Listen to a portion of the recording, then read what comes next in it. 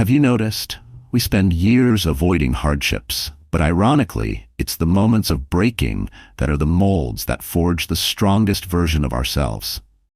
Maybe you're hearing these words right now, sitting alone in your car after a long, drained day, or at 2 a.m., wide-eyed, trying to piece together the puzzle of why did things slip away so quickly? Or maybe you're just tired of wearing the "I'm fine" mask every day, while on the inside you just want to take a deep breath and let it go. If you see yourself in these images, stay with me for a minute. I'm not asking you to be fake positive. I'm just inviting you to look at things through a different lens, a Stoic lens. The ancients taught, pain is not the enemy, it is a teacher who is stern but fair. His classes are often unpleasant, but the test always comes when we need to grow. Try changing the question. When tragedy strikes, our natural response is, why me? But the Stoic, like Marcus Aurelius, would ask, what is this asking me to grow up on? A small question, but it changes the direction of a life. Why me keeps us in the role of victim. What do I need to learn puts us in the role of student, active, conscious, and choosing. I want to share a very practical solution for sleepless nights. Step 1. Place your hands on your chest and breathe 4-4-6. Inhale 4, hold 4, exhale 6 for 90 seconds to lower your heart rate. Step 2. Write 3 lines. Where do I hurt? What is the lesson? What is the smallest step I can take in the next 10 minutes? Step 3. Text a trustworthy person 1 honest sentence. I'm not feeling well tonight. Can you give me 5 minutes? There is no instant miracle, but there is a quiet shift. The pain becomes less threatening and begins to teach. The Stoics do not deny emotions. They look directly at them, name them, and then act in accordance with their values. Epictetus reminds us, we do not control events, but we choose our reactions. In America, life is fast-paced, news is constant, work is stressful. Therefore, we need a simple morning-evening ritual to maintain our inner axis. Morning, 60 seconds to remind ourselves of 3 things we will master: attitude, effort, words. Evening, 60 seconds to reflect on 1 thing we did well, no matter how small. Small things repeated, that is the discipline of a calm person. Think about it. Who has inspired you the most in your life? It's not usually the people who have had a smooth life, but the people who have been broken, who have lost, but who know how to stand up with clean hands and a soft heart. They don't freeze their emotions. They use them as fuel to love more deeply, work harder, and live more responsibly. So if you're having trouble sleeping tonight, ask yourself quietly, what kind of person is this pain shaping me into? Write down a small commitment for the next 24 hours. To make a difficult phone call, send an email asking for honest feedback, take a 10-minute walk away from your screen. These may seem simple, but they're the way to study instead of skipping a test. And who knows, one day, when you look back, you will smile. It turns out, the moment that seemed to break you is the moment you are shaped back. Stronger, wiser, more compassionate. Pain is not playing the bad guy. It is just doing its job as a teacher, giving you a certificate of maturity bearing your own name. 4. Part 1. I decide how I feel for the day. Have you ever noticed that from the moment you open your eyes in the morning, your emotions are often dragged down by external factors? Just one work message, a negative status, or a few minutes of traffic jam is enough to turn the whole day gray. We give the power to decide our mood to everything outside. The weather, traffic, social media, the words of others.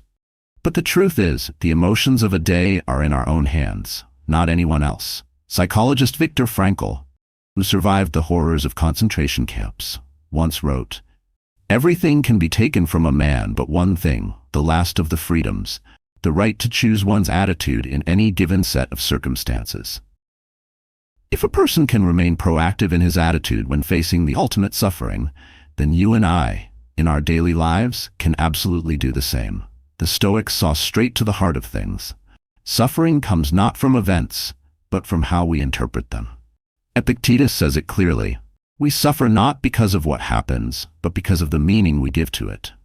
A criticism can be a wound or an opportunity for improvement. A rainy day can be a frustration or an excuse to sit still and read a page of a book. It's not the event, it's the story we tell ourselves. Imagine this. Instead of opening your phone and letting a barrage of notifications shape your emotional state, you spend 60 seconds affirming, "Today, I decide how I feel. I choose peace. I choose courage. I choose clarity." It sounds simple, but it is a powerful statement that we are no longer prisoners of our circumstances. Of course, there will still be times when we feel disappointed, frustrated, or sad, but when we understand that emotions are temporary visitors, we no longer let them take over our permanent homes. We welcome them, observe them, and then let them go, rather than giving them control. Here's the first step to true freedom. Place your hand on your heart every morning and remind yourself, "I am the composer of my emotions. I set the rhythm of my day." And boss, think about it. When we walk out the door with such a proactive mindset, the world around us gradually changes the way it treats us. Part 2. Only I decide what goes into inner peace. Have you ever noticed that our mind is like a house? Every morning, we open that door, and if we are not careful, anyone and anything can rush in. Criticism, negative news, judgmental eyes, or even unhealed memories. Most of us do not place a gatekeeper for that house. We leave the door wide open and tacitly accept any guests to make a mess of the space inside. The Stoics were different. Marcus Aurelius wrote in his diary, "Power is in the mind, not in the circumstances. When you grasp this, you will find true power." He understood clearly that peace is not something the world gives, but is an inner land that only we have the right to guard. Imagine, every morning we step in front of the mirror and affirm, "Only I decide what is allowed into my peace." It's not about being closed off and insensitive. It's about setting healthy boundaries. We don't have to let one thoughtless comment ruin our day. We don't have to let an anonymous social media comment stay in our heads for hours. Epictetus called it the art of controlling the desires, acknowledging that we cannot calm the storms outside, but we can strengthen the roofs within. Like a castle guard, we carefully select who passes through the gates and what is allowed to remain in our hearts. Not all visitors are enemies, but we never hand over the keys to those who want to destroy them. There is a magical moment that most of us miss, the gap between event and response. Someone insults us and we immediately want to respond. Bad news comes and our instinct is to despair. But if we realize that we have the power to pause for just one breath, then in that breath, we can make a choice. Choose to stay calm instead of getting angry. Choose to smile instead of complaining. That small moment is the superpower that Stoics practice every day. Just think, if we focus on protecting our inner peace, instead of chasing after the countless disturbances out there, how different would we be? We would no longer be easily caught up in drama, no longer be controlled by irrational anger, and most importantly, we would stay sane even on dark days. So tomorrow morning, when you look in the mirror, try saying out loud, "Only I decide what goes into my inner peace. I am the gatekeeper of my own mind."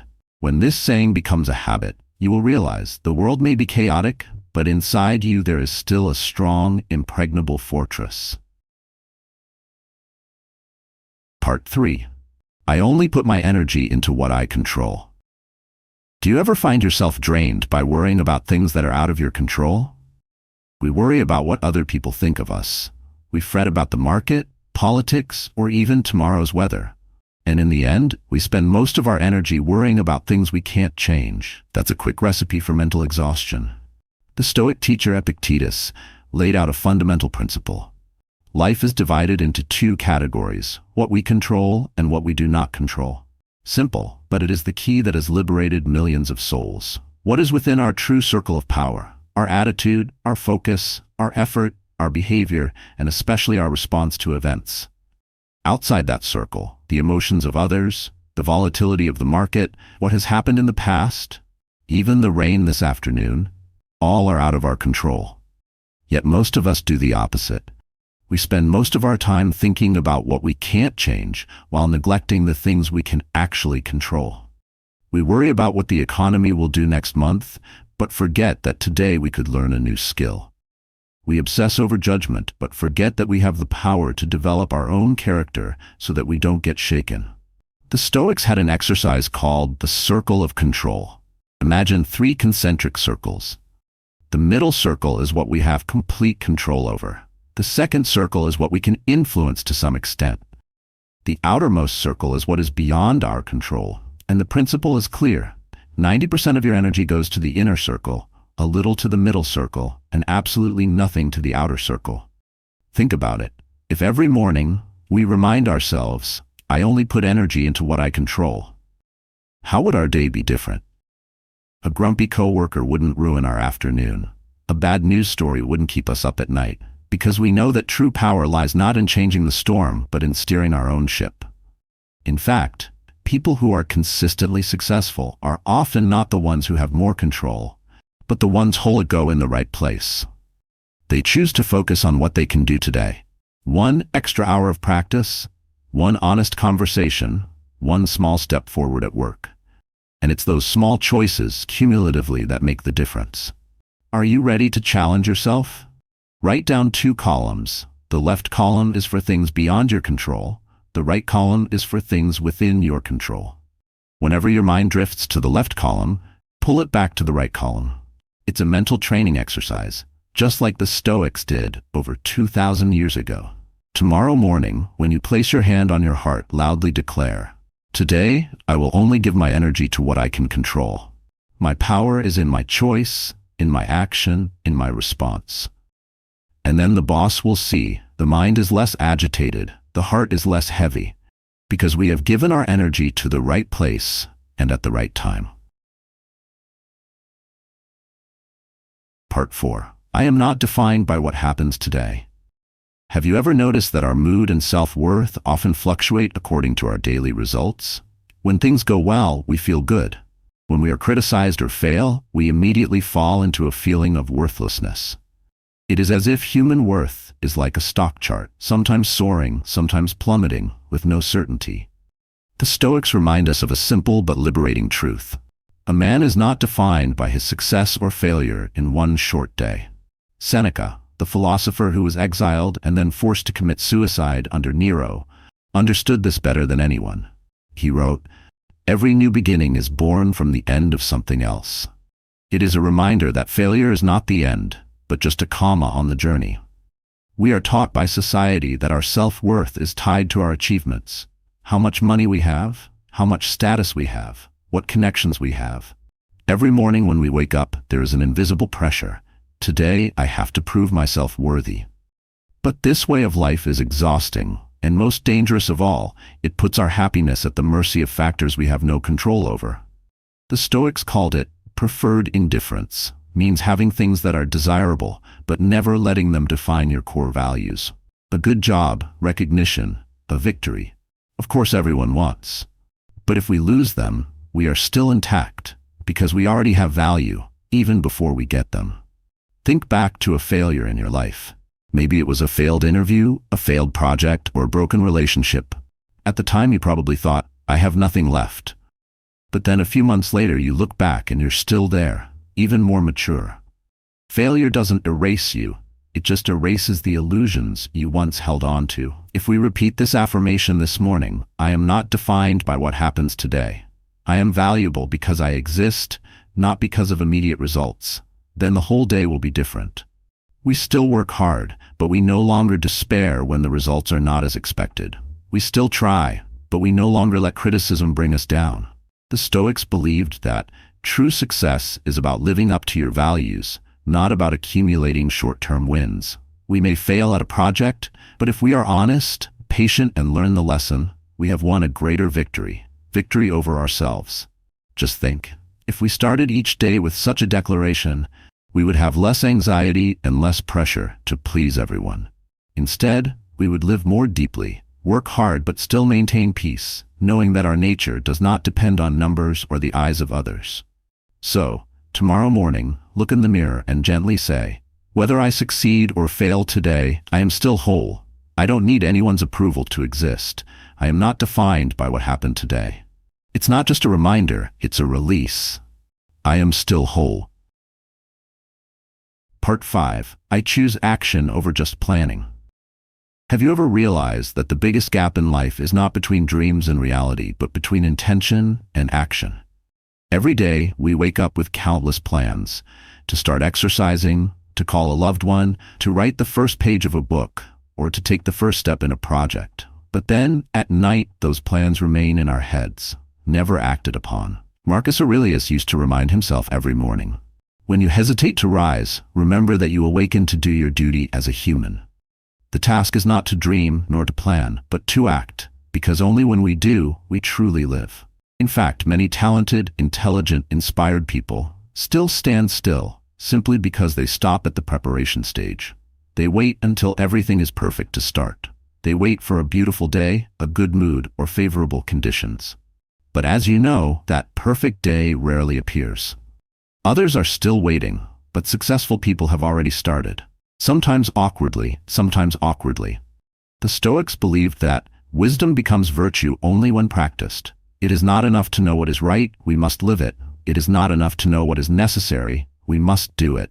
Information without application is entertainment. Action is what transforms men. Think about it. If you just narrowed the gap between intention and action a little bit each day, how would your life change? Instead of saying, "I'm going to write a book," open your laptop and type the first 200 words. Instead of thinking, "I should call my mom," pick up the phone and dial. Instead of drawing up a 10-step plan, take the first step right now. I remember a friend who had been thinking about starting a business for 5 years. He wrote dozens of plans, but they always felt not mature enough. It wasn't until he decided to launch a prototype product, imperfect but real, that everything clicked. He said, "The moment I do, I learn more than 5 years of calculating." It's true. Action, however messy, always teaches us more than prolonged preparation. Try making a commitment to yourself every morning. "Today I choose action over just planning." Saying that means accepting to take a step, however hesitantly, because each step, however small, brings us closer to our goal. A successful person is not one who makes few mistakes, but one who dares to make mistakes sooner, to learn faster. While most people are still busy editing their plans, they have already taken a few steps. So, tomorrow morning, when you feel like procrastinating, remember, I was born not to think, but to do. Take one step at a time and you will see the energy change. And one day when you look back, it was those seemingly small steps that made up a great journey, but in the nature of the object. Part 6. Adversity is the fuel for strength. Do you realize that the same fire that can melt butter can also forge steel? The difference lies not in the fire, but in the nature of the object. Life is the same. Adversity comes to all of us, but how we react determines whether we fall or grow. Admiral James Stockdale, who was imprisoned and tortured for 7 years in a Vietnamese prison camp, said that Stoic philosophy helped him survive. He said, "Never confuse the certainty that you will get through in the end with facing the harsh truths that are right in front of you." He did not deny suffering, but he did not let it extinguish his faith. And from that fierce experience, he became living proof that people can overcome any hell if they maintain their inner strength. Marcus Aurelius once wrote, "What prevents action is often the very thing that enables it. What stands in your way may be the very path you should take." It is the spirit of seeing adversity not as an enemy, but as a test designed to make us grow. When we stop asking, "Why me?" and start asking, "What is this teaching me?" we move from victim to student. And from there, our wounds begin to transform into wisdom. Think back to a major life event, a job loss, a broken relationship, a bitter failure. When it first happened, we felt only pain and injustice. But after a while, looking back, we realized that we had changed. Stronger, more thoughtful, sometimes even more compassionate. That is the gift wrapped in adversity. The Stoics do not romanticize pain. They do not say that we should enjoy suffering. They simply teach us to see clearly. All growth comes with trials. All durability is forged in fire. Muscles grow strong with resistance. The soul grows strong with the storm it has faced. If every morning we start with the affirmation, "Adversity is the fuel for my strength," then the whole day we will go through difficulties with a completely different posture. We will no longer look for detours to avoid, but be ready to go straight, because we know that each collision is building a more durable version. Imagine if the world out there was full of easy paths. Would we have enough inner strength to withstand the real crisis? It is the stormy days that give us the weight training to keep our mental muscles from atrophying. So tomorrow morning, when you are about to face a challenge, say loudly, "I don't seek an easier path. I seek the courage to walk it all the way. Adversity is the fuel that forges my strength." And step by step, we are no longer the ones running away from pain, but the ones who know how to turn it into a fire that forges the soul.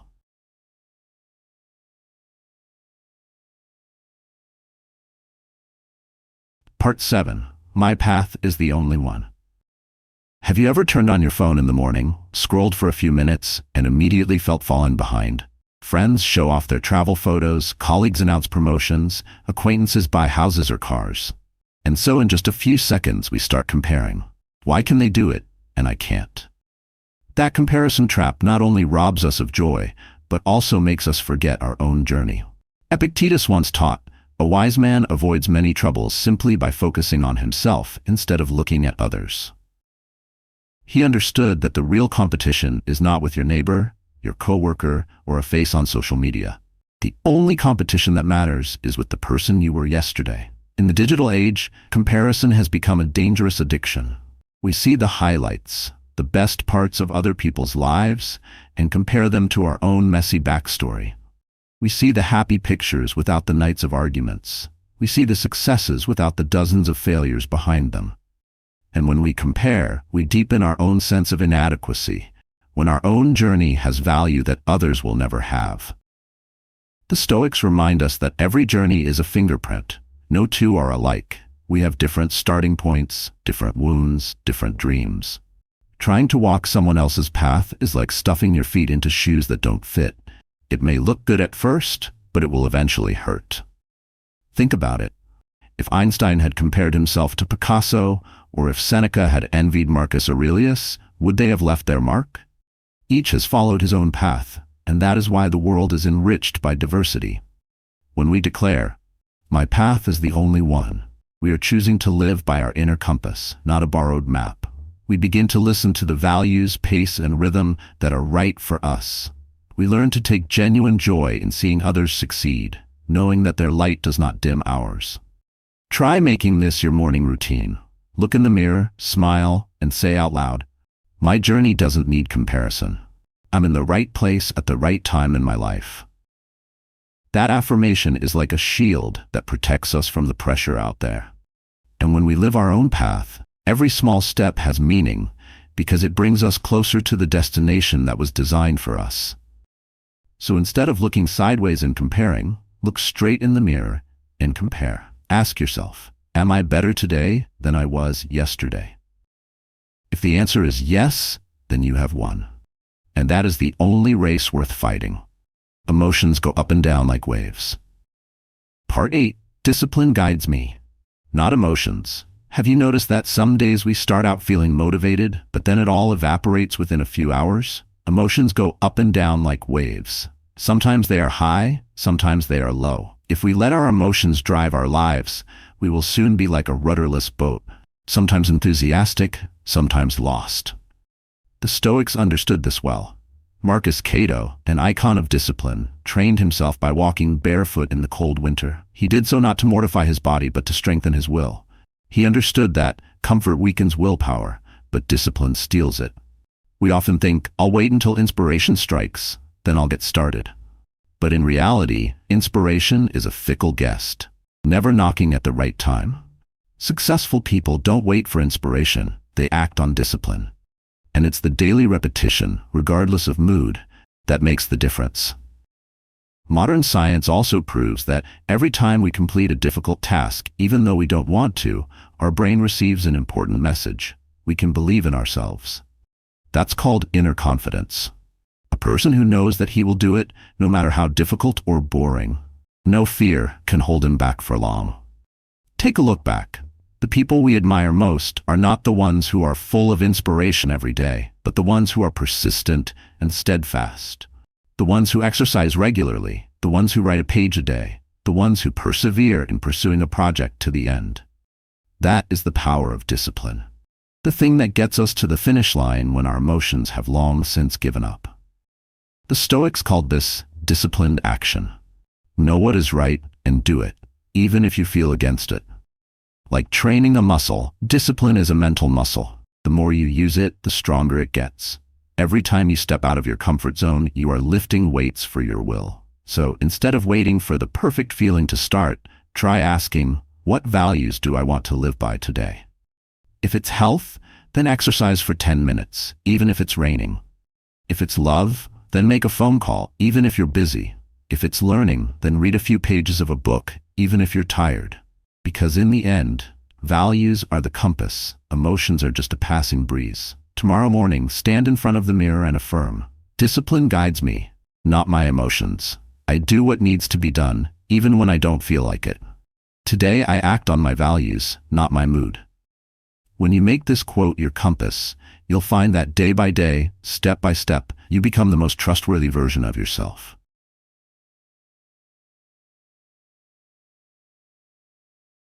Part 9. Gratitude shapes perspective.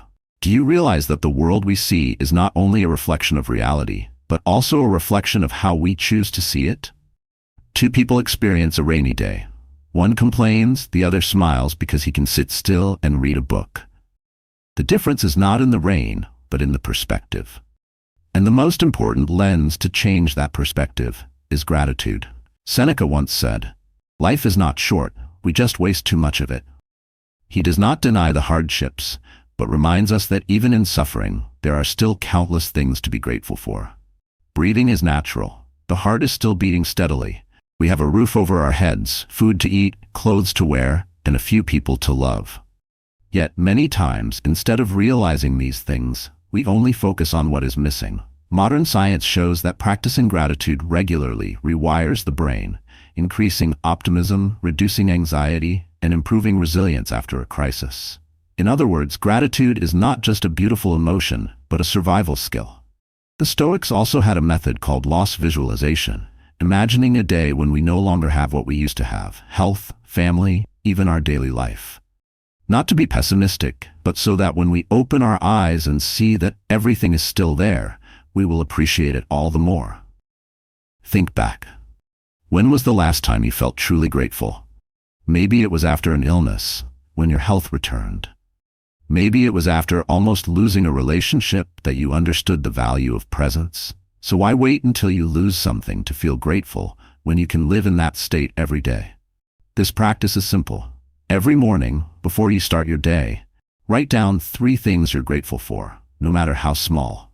A warm meal, a text message asking how you're doing, or simply the fact that you have another day to try again. It only takes a few minutes, but it's like refocusing your lens, helping you see life more clearly and fully. Remember, gratitude doesn't make life perfect. It just reminds us, beside the lack, there is always enough.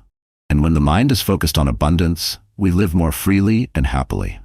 Tomorrow morning, look in the mirror and affirm, gratitude shapes my perspective. I see what I have, not just what I don't have. I replace complaining with appreciation. I choose to live in gratitude. When this becomes a habit, you will realize that every day, no matter how difficult, contains countless gifts. Part 10. Part 10. I end the day stronger than I started it. Every morning, we wake up as if handed a blank sheet of paper. And by evening, that sheet of paper is filled with words, sometimes successes, sometimes mistakes, sometimes unfinished business. But the most important thing is not whether today was perfect or not, but are we a little more mature than when we first woke up? Stoics like Seneca had a habit of sitting down every evening and examining themselves with 3 questions. Where did I improve today? Where did I control my impulses or anger? Where did I act in a worthy manner? He doesn't seek perfection, he seeks improvement. Because if we improve just 1% every day, a year later, we'll be completely different.